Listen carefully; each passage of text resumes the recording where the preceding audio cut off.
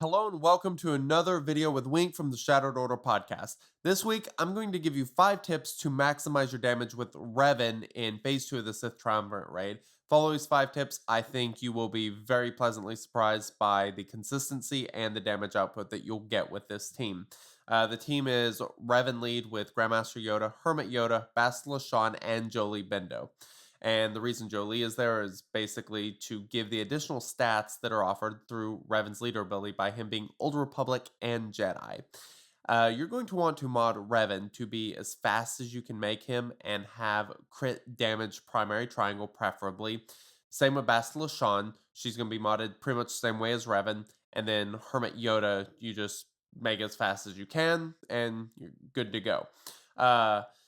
Jolie, put some speed on him. It don't particularly matter too much because he's not really all that useful other than calling in Grandmaster Yoda on occasion. So let's go ahead and jump into tip number 1. Tip number 1 is modding Grandmaster Yoda. This is very important. So if you haven't already watched my video covering how to mod Grandmaster Yoda, you can find that on our YouTube channel. He does not need speed. You don't need to be using a speed arrow on him. You want to be using an offense arrow, an offense plus, and a crit damage triangle, preferably slice to 6.2 to get the 42% crit damage off of that mod.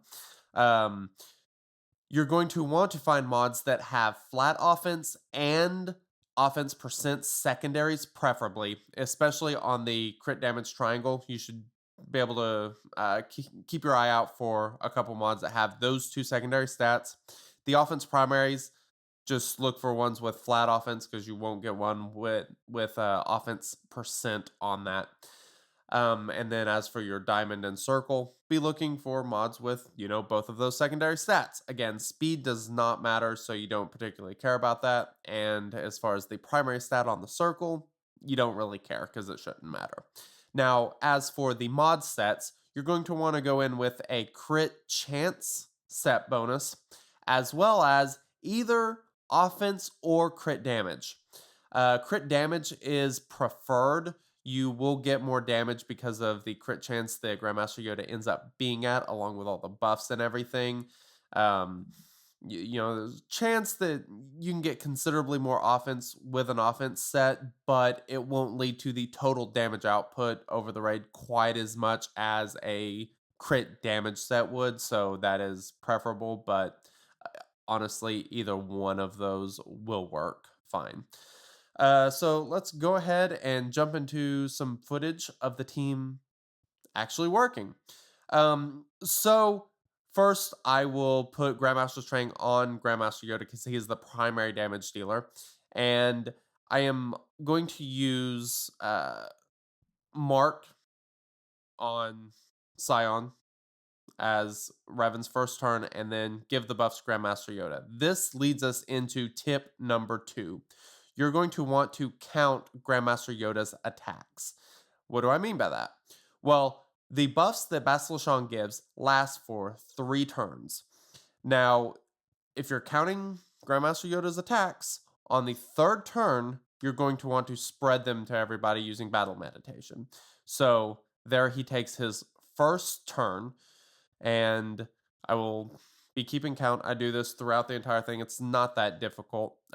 He'll get called in a lot, so make sure you don't get those confused. But so we took 2 turns, so that's 2 turns that Grandmaster Yoda has now taken. And now, as you will see, on this 3rd turn, I am going to use Battle Meditation and spread those buffs to everybody, because that will extend those buffs for 2 more turns. So you get an additional, basically 1 additional attack out of that, which is crucial. And then giving them to everyone else, which is important. And as you'll see, you can steal the offense up from the enemies. You waiting until you lose the buffs or doing it on that final turn, it don't particularly matter. It's right there. I probably did that wrong. I probably should have basic ability and then on my following turn done the AoE to steal the offense up. That would have actually been a little bit more beneficial, although, pretty marginal. Jolie calls in Grandmaster Yoda, and this is going to lead us into tip number 3.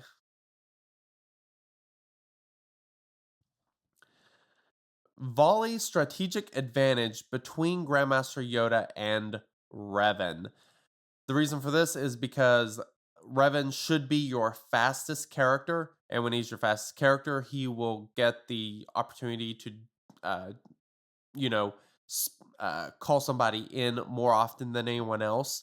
Plus, whenever he uses his basic ability on a character that is marked, which he will do whenever he does that, he gains 20% turn mirror. So that just makes him go that much more often. So that is really important. Just volley that back and forth between those two. It should never go to anyone else, no matter what.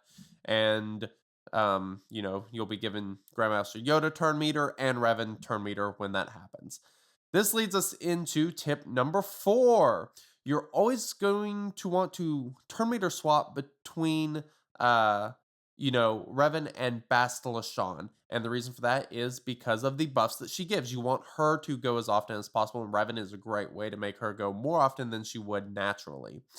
So you're going to swap with her, and then she can go earlier, give buffs to Grandmaster Yoda, and let him go back to doing super awesome damage. And again, I'm going to be counting his attacks as I go through this process.